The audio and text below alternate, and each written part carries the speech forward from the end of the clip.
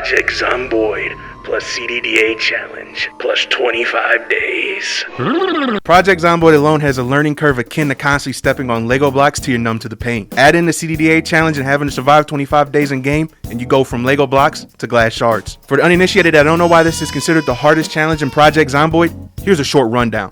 I'll be starting in my birthday suit, drenched in what I can only assume is my sweat, drunk as a skunk, sick with the small C, and bleeding from a major wound where the sun doesn't shine. Oh, also, I can't forget this. The house I spawned in is on fire. It's the dead of winter 6 months into the zombie apocalypse, and the zombie pop is sitting at insane. So in my extensive 650 hours in the game, and this being my first time doing any of the challenges set up by the devs, I'm in for a real test. So before I start, let me address the elephants in the room. No, I'm not playing this challenge on build 42. Yes, this game is modded, and no, I had no intentions of playing this challenge without them. I mean, really, come on. Play Project Zomboid without mods. Meet the protagonist of our challenge, Domingo Rosado, a freak athlete who could have gone pro if not for blowing out his knee in a college game. Instead, he transferred his passion for sport into carpentry for the past 10 years and made a name for himself in and around Louisville. With his flowing mane akin to Jesus and carpentry skills that surpass him, I set out to try and survive 25 days of the CDDA challenge in Project Zomboid. I spawned into a house, on fire, naked, sick, cold, and bleeding from my fleshy fun bridge. I'm in the thick of it right out of the gate, flying at half-mast and ready to go. I quickly scoured the kitchen, fighting canned food and some perishables before retreating from the fire into the bathroom. The fire is preventing my hasty egress from the house, so I take the next few moments to deal with the glass shard in my tank and bandage a wound with a ripped up curtain I pulled off the bathroom window. After waiting a minute or two, a path opens up in the fire and I sprint. No. I hobble my way to the exit. Stepping outside, I am greeted by the freezing cold and molested by the glacial winds of Mother Nature. Crossing through the zombie-infested forest between me and sweet, sweet salvation, I am forced to dive deeper into the thicker areas of the forest to avoid winding up some zombies' breakfast. After a few minutes of hobbling, I exit the forest at the edge of a wheat field. Before proceeding any further, I scan my surrounding area to make sure no unsavory figures follow me further. Making my way through the wheat field, soon the farmhouse comes into sight and a sense of relief washes over me. But the sensation is soon replaced by the pain from my wounds and hypothermia that's got me shaking harder than a swimming pool stripper at TwitchCon. I advance toward the garden on the other side of the farmhouse and grab some clothes from the scarecrow that's standing watch over the garden. As I get dressed, groans of zombies coming from inside the house can be heard nearby, and I decide to introduce myself. And I'm greeted by the stench of death and rotting food befitting of a place abandoned for the last 6 months. Eventually, I come across the source of the moans, and I'm surprised to be greeted by zombies wearing party hats. Taking a page out of the Kung Fu Kenny playbook, I decide to let the party die and let these Dezians find peace from the end of my foot. After my short but deadly workout, I start taking inventory of the farmhouse and the shed I saw on my way in. After a few more minutes of searching, I find a screwdriver and a generator in the shed. The generator looks to be in working order, but without any gas, the generator provides only a concept of electricity. After that, I start to remove the dead bodies from the house to deal with the wretched smell, the sound of flies, and to make sure I don't contract corpse sickness. These next few days are slow motion as I let my wounds heal, as I am not in the optimal state to take on optional zombie fights. I gave 2 beds a good pounding to get 5 planks and 9 nails for my efforts. This 9-inch nail will be made into a needle while the rest will be saved for other uses. I must first deal with one of the biggest killers of man since the dawn of time, infection.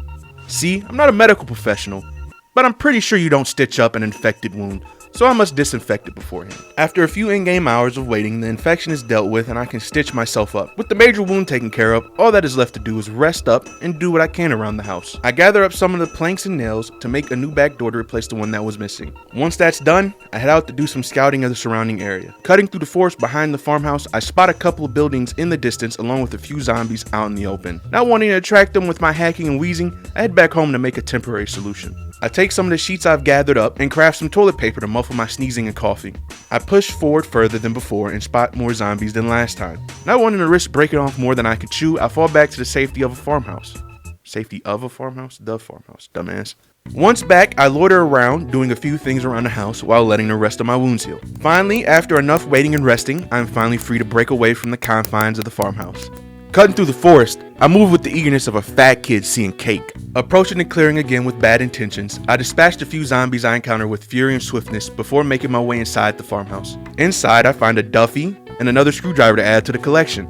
I make my way over to the cabin and once inside, find absolutely nothing. Before heading back, oh shit, Oh, excuse me. Before heading back, I break down the 2 tables in the warehouse. Once the supplies are gathered up, I head back to the farmhouse and call it a day. Once I get back, I start working on boarding up the windows on the first floor, only leaving one open for a quick escape, and setting up a sheetrope on the second floor. I take a moment to breathe and start to formulate a plan to deal with our looming water and food supply issue. While there's enough water remaining in the farmhouse pipes for a couple more days, maybe a week, the food store is my biggest concern. What the fuck? What is that? What is that? Why are we reading it like that? Why did I get so sing-songy at the what the fuck was that? I'm gonna have to restart this whole thing, bro. There's a small path that would lead to a building on the outskirts of Muldrow that could have some food, but also my certain death. I head out to the trail northeast of the farm and start my journey down it. It's not long before my constant sneezing and coughing attracts the zombies that are hidden amongst the leaf. I deal with the few that stumble from out of the surrounding forest and I deal with the few that stumble from out of the surrounding forest and try to push on again, only to have to attract. What the fuck? I deal with the few that stumble from out of the surrounding forest and try to push on again, only to attract more zombies. The cycle of pushing into the forest, attracting zombies, and killing zombies would repeat for a while before I got the hint. Seeing that I'm wasting more energy fighting against an unknown amount of zombies hidden amongst the forest than making any progress on the trail, I head home. I take a few minutes to try and come up with another plan to get some food and maybe some other supplies. Then it hit me. Why don't I just go back to the neighborhood near the burning house I woke up in?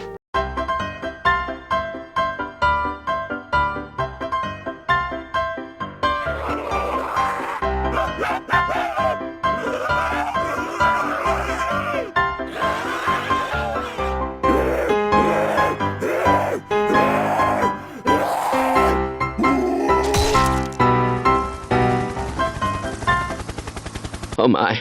I sprint for home, but my effort is futile, and soon the helicopter is on top of me like a moth to a flame. I make it inside the house, but hearing the heli hover around the farmhouse only confirms that I was spotted, and soon death will follow. The next few minutes are crucial as an unknown amount of zombies will be making my... oh my god. An unknown amount of burps, man. Fuck that. I grab a quick sip of water to deal with my thirst, and head upstairs to start grabbing what I need in case. No, there's no in case. Me and you both know I won't be returning here. I go downstairs and wait for my guests. Not even a few minutes later, the zombies make their presence felt with heavy thuds against the boarded up windows and doors. I sprint to the forest hoping to lead them away from the house, but with the heli still hovering over, the plan was futile. Out of ideas, out on my ass, cold, hungry, thirsty, and slowly growing tired, I make my way as far as possible from the farmhouse, heading east. I start to make my way through the forest, praying to not get any scratches from the tree branches. With a little luck, I managed to find my way into the cabin in the woods. I approach the cabin and am greeted by a former occupant and send them straight to hell where they belong. I take a quick scan around to make sure no more zombies are in the area before lying down to catch some Z's. Awakened from my slumber, I knew where our next destination was. It's a little strip of land tucked away on the back roads between Dixie and Muldrow. It's surrounded by dense forest and far enough from civilization that there shouldn't be any zombies around, but close enough to places of interest that I can walk to and loot. I am determined to make this little area my second and final base, come hell or high water. So I set out at daybreak, cutting through the forest, following the rail line east, and I head south once I'm outside of Dixie. After a couple hours of travel, I come upon my destination, dehydrated, cold, and still sick, but hey, I'm alive. I evicted the previous occupant and begin to survey my new home for the foreseeable future. I head into the house and am greeted by the smell of sewage, the sound of flies, and the sight of trash piles everywhere in there. I take a quick look around, not wanting to stay too long in this landfill, and I take note of the storage crates, kitchen area, and a few beds and a cot before moving on to the next building. The trailer out back is surrounded by a metal fence with only one way in for the zombies and multiple escape routes for me. Along with that, there's enough area inside the fenced area to start a farm or build a shed. I step inside the trailer, and if the house was a landfill, well, this trailer is heaven. There's not a lot of space inside, but I can make that work. A few cabinets, and 2 lockers for storage, and 2 sinks for water. We ain't getting no better than this, but before I turn that desolate trailer into a reputable survivor home, I desperately need supplies and tools to make that happen. With enough daylight, I decide to make my way over to the nearby rail yard and get the lay of the land while looting. I make my way south to make my presence felt at my new stomping ground. After a few minutes of following the railway, I arrive at my destination and begin to explore. I'm not approached by any zombies at the entrance, but the further I go into the rail yard, I start to see evidence of their presence. An idea popped into my head, and the moment I passed some zombies that I decided to execute. Since the zombies are slow walkers and I am in a big, open space, if I move quick enough and don't dawdle for too long while looting buildings and train cars, I can save some time, maybe some energy, on engaging zombies. Why am I reading like this? Who locked me in like this? Why am I locked in like that? Why am I reading like that? Fuck that. Let me read that. I put the plan into motion and start to dash across the open plains of the rail yard. I run across a horde of zombies around a couple train cars, and I simply sprint to a different area before they get too close. I run around for a few minutes, taking mental notes of future places to clear zombies out before I come upon a lone train car. I dip inside to see what I can find, and by God, do I find a blessing! Oh shit!